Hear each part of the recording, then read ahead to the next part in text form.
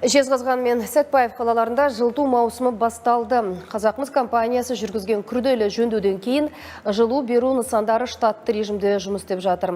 Сондай-ақ мамандар 3 қазандыққа және 3 турбоагрегаторға жөндеу жүргізді. Ал бірнеше аптадан кейін тағы 2 қазандықты жөндеу аяқталады. Осы жылы бірнеше шақырым жылу құбырлары жаңартылды. Тағы қандай өзгерістер енгізілді? Айман Сағатай жалғастырсын.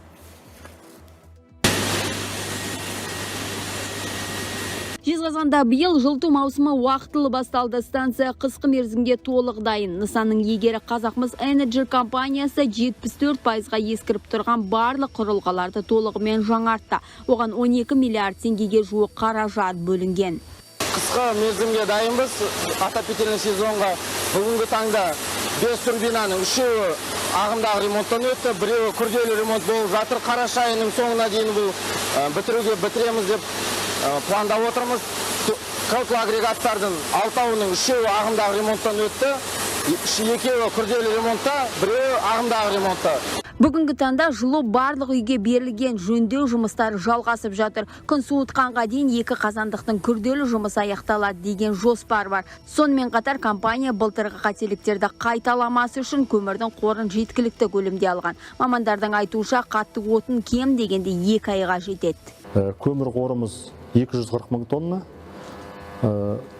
Нормативтік қорымыз біздің 87 мың болса, біз ондан 3 есе артық жинап алдық. 46 күндік запасымыз қорымыз бар. Оған қарамастан осы қазан айынан бастап желтоқсан айына шейін 2200 тонна тағы мазут қабылдаймыз. Жылыту нысандарындағы жаңарту жұмыстары Сәтпаев қаласында да жалғасты. Онда ағымдағы және күрделі жұмыстарға 1 миллиард 800 миллион теңге қарастырылған. На данный момент закончены.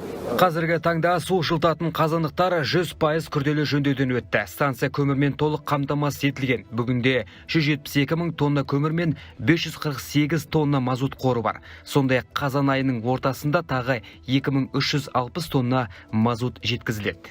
Сәтпаев қаласындағы тұрғын үй құрылысы қарқынды дамып келе жатыр. Сондықтан жылу электр орталығына түсіп жатқан жүктеме де артты. Осыны ескере отырып, биыл бірнеше шақырым жылу құбырлары да жаңартылды. Тепловая станция номер 1 была запущена в эксплуатацию. Жылу станциясы 1964 жылдан бері жұмыс істеп келеді.